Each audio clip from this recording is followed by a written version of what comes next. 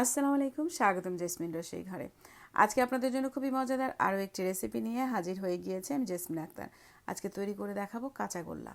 কাঁচাগোল্লা তৈরি করার জন্য আমি এখানে 3.5 লিটার লিকুইড দুধ নিয়েছি। লিকুইড দুধটাকে প্রথমে আমি খুব ভালো মতো জাল করে নিব। জাল করে নেওয়ার পর ঠিক এই অবস্থায় এলে চুলাটাকে বন্ধ করে দিয়েছি। এরপর একটা স্প্যাচুলার সাহায্যে এভাবে হালকা নেড়ে নিয়ে ফেনাটাকে কমিয়ে নিয়েছি।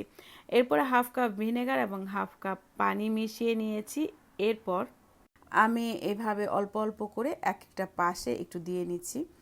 এরপরে হালকা হাতে আমি নেড়ে নিচ্ছি।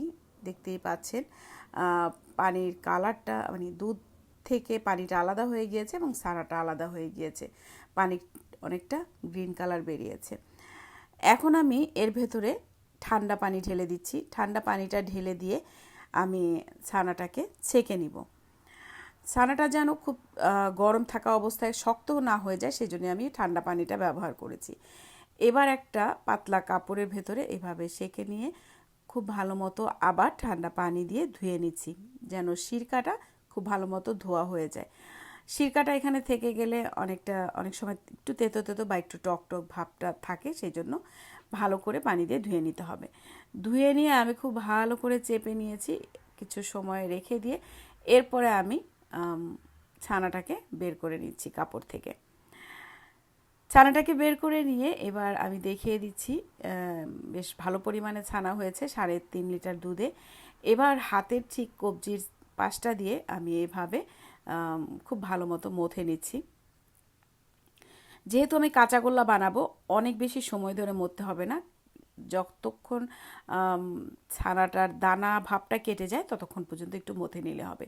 এবার ছানাটাকে আমি দুভাগ করে নিয়েছি। এক ভাগ আমি আলাদা করে রাখছি, আর এক ভাগের ভেতরে আমি দিয়ে দিচ্ছি 2.5 টেবিল স্পুন চিনি। মিষ্টিটা একটু কম বেশি হতে পারে, তবে 2.5 থেকে 3 টেবিল স্পুন চিনি দিলেই মিষ্টিটা খুব বেশি পারফেক্ট হয়। এভাবে আমি হাত দিয়ে চিনিটাকে আবারও ছানার সাথে খুব ভালো মতো মিশিয়ে নিচ্ছি, তবে খুব বেশি আমি হাত দিয়ে মানে মথে নিচ্ছি না। মিশিয়ে নেওয়ার পরে যখন চিনিটা হালকা গলে এসছে, এবার একটা ফ্রাই প্যানের ভিতরে নিয়ে নিয়েছি, দিয়ে দিচ্ছি half cup condense milk. Half cup condense milk দিয়ে ছানার সাথে খুব ভালো মতো মিশিয়ে এবার আমি জাল করে নিব। চুলার আঁচটা আমি লো থেকে মিডিয়াম হিটের মাঝামাঝি রেখেই এটাকে জাল করতে থাকবো। ছানাটার থেকে যখন চিনি গলে গিয়ে পানি ছেড়ে দেয়, ঠিক এই অবস্থায় চলে আসে। এরপরে কন্টিনিউ নাড়তে থাকবো, কিন্তু জাল করতে করতে পানিটা যখন একদমই শুকিয়ে আসবে তখনই আমি নামিয়ে নেব, তবে বেশি শক্ত করব না। ঠিক এই অবস্থায় এলেই আমি এবার নামিয়ে নিচ্ছি। একটা সার্ভিং ডিশের ভেতরে আমি ঢেলে নিচ্ছি। ঢেলে নিয়ে গরম অবস্থাতেই আমি একটু স্প্যাচুলা দিয়ে দেখিয়ে দিচ্ছি, গরম অবস্থাতেই আমি আলাদা করে রাখা যে ছানাটা, সেই ভাগের ছানাটা আমি এই রান্না করে রাখা ছানার সাথে খুব ভালো মতো মিশিয়ে নিব। হাত দিয়ে এভাবে চেপে চেপেই মিশিয়ে নিতে হবে। যখন খুব ভালো মতন মিশে যাবে তখনই আমি মিষ্টিটা তৈরি করে নিব। যারা সবসময় আমার ভিডিওগুলো দেখেন কিন্তু এখন পর্যন্ত আমার চ্যানেলটিকে সাবস্ক্রাইব করেনি, আশা করি আমার চ্যানেলটিকে সাবস্ক্রাইব করে নেবেন। আর যারা ফেসবুক পেজ থেকে দেখবেন তারা ফেসবুক পেজটিকেও ফলো করে রাখবেন। একটা চামচের সাহায্যে আমি কতটুকু ছানা তুলে নিয়েছি। একটা চামচ ব্যবহার করলে সবগুলো মিষ্টি দেখা যায় একদম সমানভাবে তৈরি করা যায়। প্রথমে হাত দিয়ে চেপে একটা বল তৈরি করে এরপরে এভাবে ঘুরিয়ে ঘুরিয়ে আমি বলটাকে প্রপারলি তৈরি করে নিব। মিষ্টিটা তৈরি করে নেওয়ার পর এরপরে এভাবে পাউডার মিল্কের মধ্যে গড়িয়ে নিব।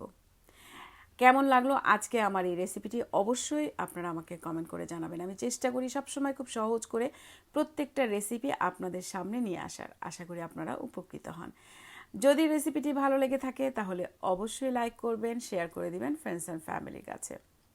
আর আমাকে আবারও বলছি, কমেন্ট করে জানাবেন কেমন হলো আজকে আমার এই রেসিপিটি। সবগুলো মিষ্টি এভাবে গড়িয়ে নিয়ে এরপরে আমি একটু সাজিয়ে নিব। আপনারা আপনাদের পছন্দ মতো যে কোনোভাবেই সাজিয়ে পরিবেশন করতে পারেন এই কাঁচাগোল্লাটি। আমি এভাবে গোলাপের পাপড়ি দিয়ে একটু সাজিয়ে নিচ্ছি। আজ এ পর্যন্তই, অন্য কোনো সময় নতুন কোনো ভিডিও নিয়ে আবারও হাজির হয়ে যাব। আল্লাহ হাফেজ।